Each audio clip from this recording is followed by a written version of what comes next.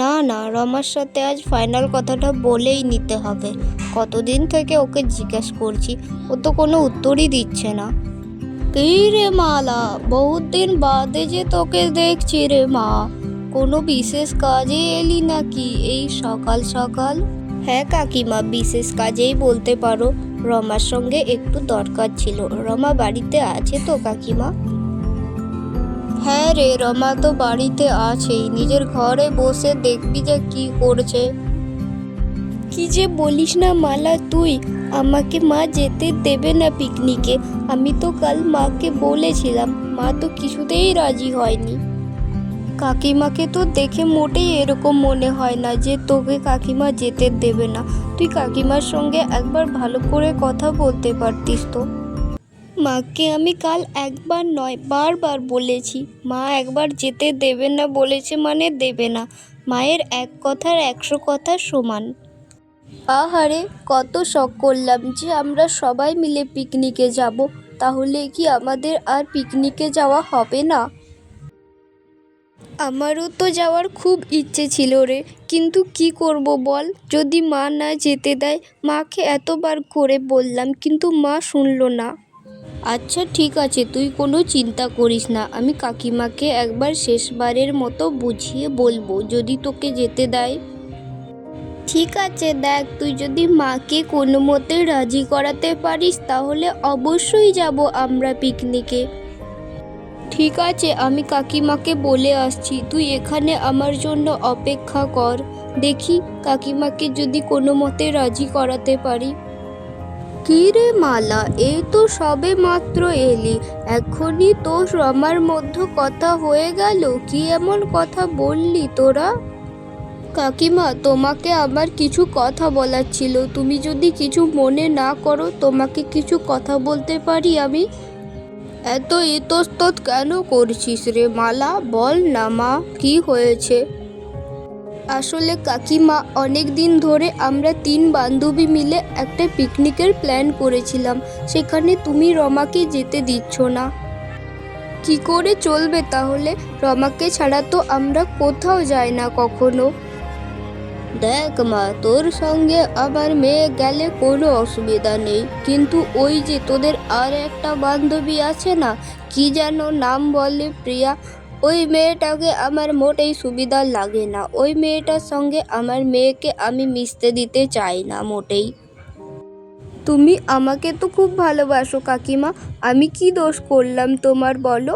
ওকে যেতে দাও না কাকিমা, আমি তো আছি, যেতে দাও না কাকিমা। ঠিক আছে রে মা, তুই যখন আছিস আমার কোনো ভয় নেই। সত্যি কথা বলতে মালা, আমি ভাবতে পারিনি যে মা এত তাড়াতাড়ি আমার পিকনিক যাওয়াতে রাজি হয়ে যাবে। তুই চমৎকার কাজ করেছিস।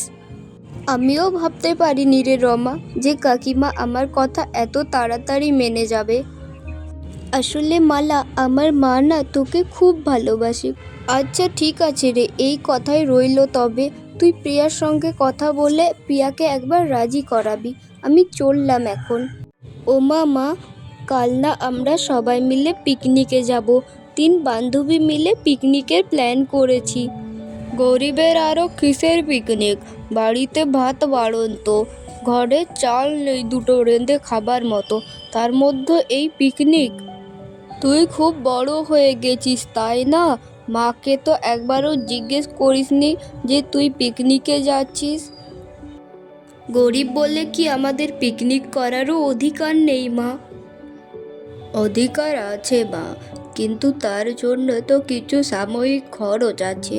সেই খরচ আমি কোথায় পাবো বলতো? আমার সব বান্ধবীরা পিকনিকে যাচ্ছে মা, তাদের মারা কেউ বাধা দেয়নি। তুমি বড় হয়েছো মা, একটু বোঝো এরপর। তোমার বান্ধবীরা খুব বড় ঘরের মেয়ে, আমাদের মতো ওরা এত গরিব নয়। ঠিক আছে মা, আমি আর কখনো কোথাও যাওয়ার জন্য বায়না করব না। মন খারাপ করো না মা, ভাগ্যে থাকলে তুমিও একদিন ওদেরই মতো ঘুরতে যেতে পারবে। ছোটবেলা থেকে ভাগ্য দেখতে দেখতে মা আজ এত বড় হয়ে গেলাম, ভাগ্য কোনোদিনই আমাদের সাথ দেবে না মা। এরকম করে বলতে নেই মা, ওপরওয়ালা যাকে যতটা দিয়েছে তাকে ততটাই নিয়ে খুশি থাকতে হয়।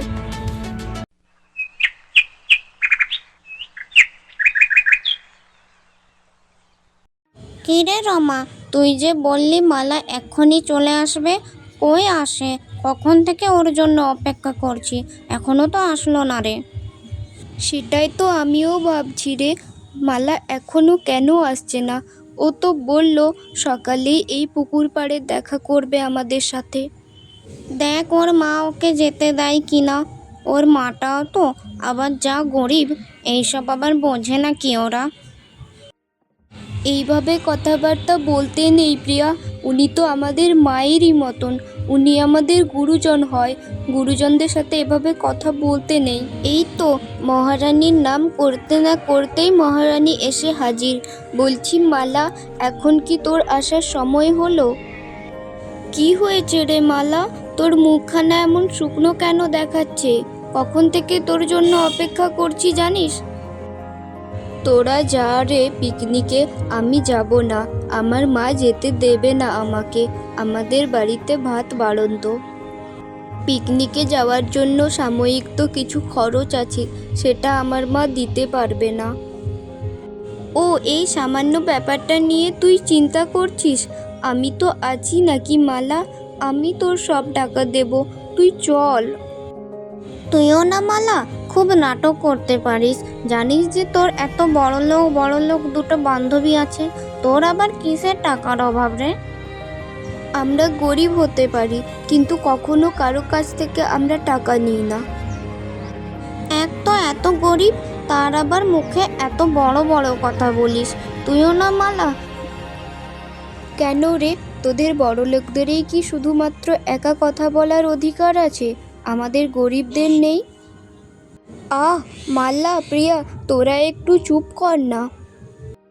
মালা, কাল আমি তোদের বাড়িতে যাব, তুই যেভাবে আমার মাকে বুঝিয়েছিস আমিও সেভাবেই তোর মাকে বোঝাবো। তোমাদেরকে জল শরবত কিছু দেব মা, তোমরা খাবে? আসলে কাকিমা, আমরা না জল শরবত খাই না, আমরা কোল্ড ড্রিঙ্কস খাই। যদি কোল্ড ড্রিঙ্কস আছে তো এনে দাও। আসলে মা, আমাদের গরিবের ঘরে এইসব পাওয়া যায় না। তা তো ঠিক, আমি তো ভুলেই গেছিলাম যে আপনারা গরিব। গরিবের ঘরে আবার এইসব আছে নাকি? এইভাবে কথাবার্তা কেন বলছিস প্রিয়া তুই? না কাকিমা, আমাদের কিছু লাগবে না, তুমি বলেছ এটাই অনেক আমাদের জন্য। তুই আমার মাকে এইভাবে অপমান করতে পারিস না প্রিয়া। চুপ কর না মা তুই, ও কি এমন ভুল কথা বলেছে? গরিবকে গরিব বলেছে, কি এমন ক্ষতি হয়েছে তাতে? কাকিমা, সত্যি কথা বলতে আপনি খুব ভালো মনের মানুষ, আমাদের সাথে যেতে দিন না কাকিমা মালাকে। খরচ নিয়ে আপনি কোনো ভাববেন না কাকিমা, ওর সব খরচ আমি দেব, যেতে দিন না কাকিমা, ওকে যেতে দিন দয়া করে। ঠিক আছে মা, এত করে যখন বলছো যাবে তো যাবে। ইয়ে কি মজা, কাল আমরা তাহলে সবাই মিলে পিকনিকে যাচ্ছি। হ্যাঁ, সময় মতো বেরিয়ে যাবি সবাই।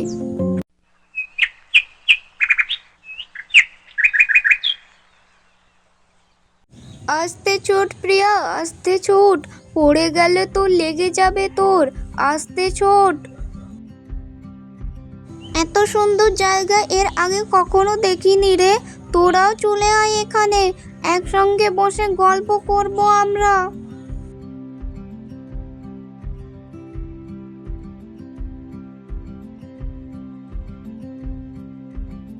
এমনিতেই এই জায়গাটা এত সুন্দর, তার উপর বৃষ্টি হচ্ছে, এই জায়গাটা এতে আরও সুন্দর হয়ে উঠেছে।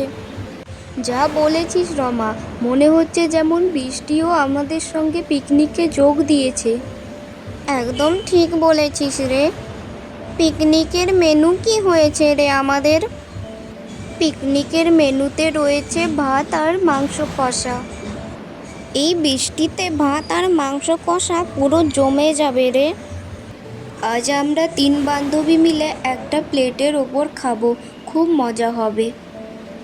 কি গো মেয়েরা, তোমরা তো শুধু খেয়েই যাচ্ছ, রান্না কেমন হয়েছে বলছো না তো একবারও।